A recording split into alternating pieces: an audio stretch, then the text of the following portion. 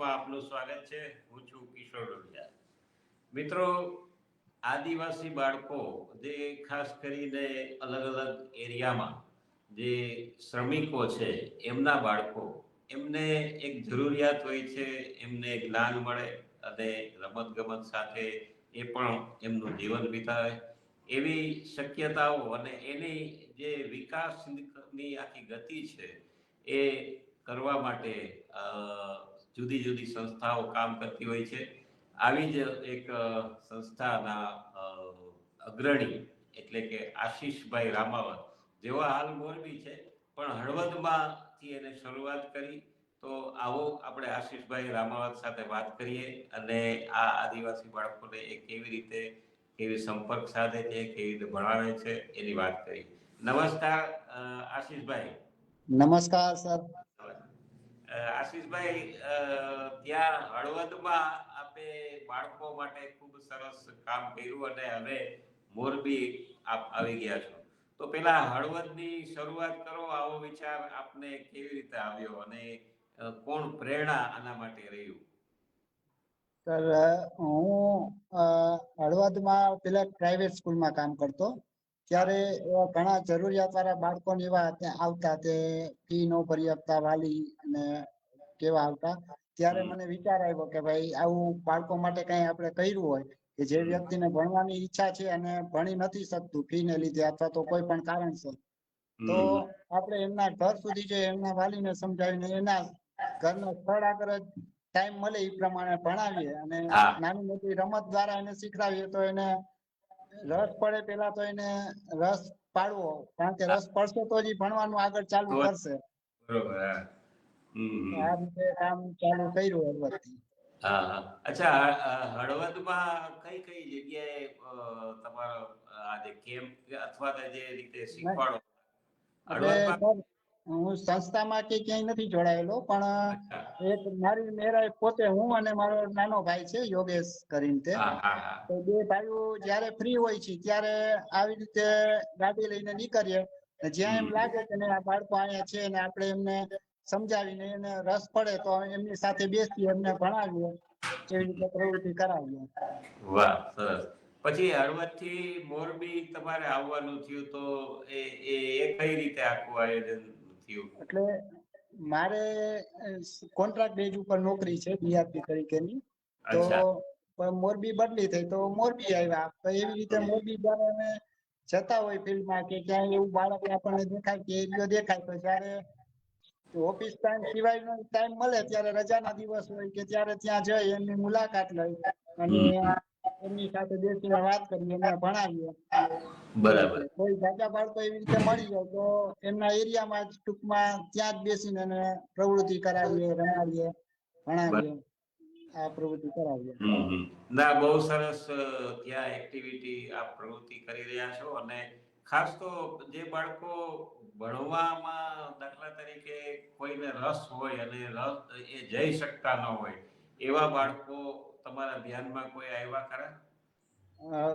એવા સર ઘણા બાળકો આવ્યા અને એમને અમે ઈ પણ પ્રયત્ન કરીએ કે એમને નજીકની જે સરકારી સ્કૂલ છે તો એમાં એમનું નામ નખાવીએ, દાખલ કરાવીએ. જો એમની પાસે કોઈ આધાર પુરાવા નથી હોતા તો એમના વાલીઓને સમજાવીએ કે ભાઈ આટલા આધાર પુરાવા જો તમે અમને આપો તો અમે સ્કૂલમાં, સરકારી સ્કૂલમાં દાખલ કરાવી દઈએ તો બાળક નિયમિત સ્કૂલમાં જતું થાય એમ, તો એનું ભવિષ્ય સુધરે. કારણ કે અમે તો ક્યારેક જ આવી શકીએ, પણ જો નજીકની સ્કૂલ હોય તો તેમના આચાર્ય સાથે વાત કરીએ અને સપોર્ટ થઈ જાય ને ઘણો સપોર્ટ મળે છે સર. બહુ સારો સહકાર મળે છે બધા. એટલે આવા બાળકો પણ સ્કૂલ સુધી પહોંચી શકે છે અને એના માટે તમે એક સરસ મજાની હેલ્પ કરો છો અને એના માટે એક પ્લેટફોર્મ તમે બનો છો. એ ખાસ આવકાર્ય બાબત છે. અચ્છા, આ જે બાળકો છે એમાં એનો આમ મોટા ભાગે સમય કયો રહેતો હોય છે? એટલે આ જે બાળકો કદી શાળાએ જતા જ નથી, બરોબર, તો એવા બાળકો તો એના જે આજુબાજુના વિસ્તારમાં એમના રમતા જ હોય છે. તો અમે જયારે ફ્રી હોય છે ત્યારે જઈ છીએ. ધારો કે સાંજના સમયે છે કે એના વાલીઓ છે તો એ કામે વયા ગયા હોય છે, બાળકો એકલા જ ઘરે હોય છે. બરાબર. તો એ કઈક સારું શીખે અને એ છોકરાઓને ભણવાની ઈચ્છા તો હોય જ છે અંદરથી, હા પણ પરિસ્થિતિને લીધે નાના ભાઈ બહેનને હા રાખવા બાબત કે કોઈ પણ પરિસ્થિતિના કારણે ઈ જઈ નથી શકતા. તો બરોબર એમને એના ટાઈમે ટૂંકમાં આપણે કામ આવીએ તો એને વધારે મજા આવે, એ કઈક શીખે એમ. બરાબર.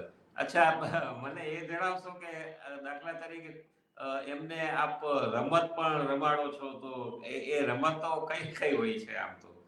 એટલે સર નીચે બેસાડીને જ રમાડી છીએ, કારણ કે હું અચ્છા પોતે હેન્ડીકેપ વ્યક્તિ છું.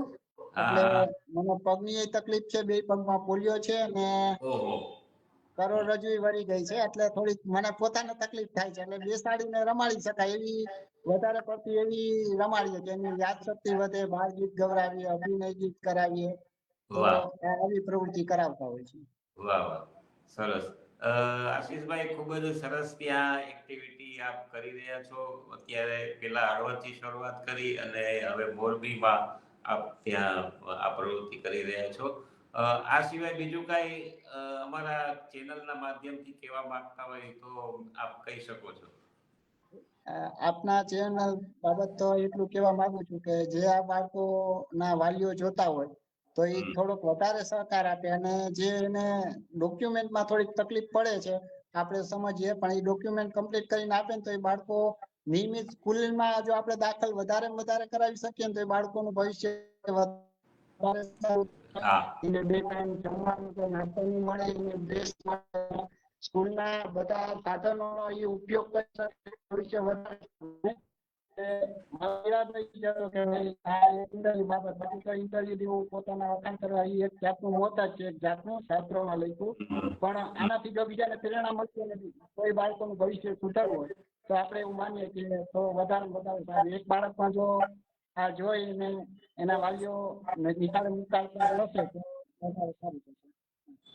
અને આશીષભાઈ હા આ બાબત મને શાળાના શિક્ષકો છે, મારો નાનો ભાઈ છે, ભત્રીજા છે, મારા પોતાનો છોકરો છે, તો બધાનો સહકાર સારો છે કે મને ત્યાં ગાડી લઈને લઈ જાય છે. અમુક ઠેકાણે નથી પહોંચી શકતો તો ત્યાં પણ રજાના દિવસે ભેગા આવે છે અને સહકાર સારો આપે છે.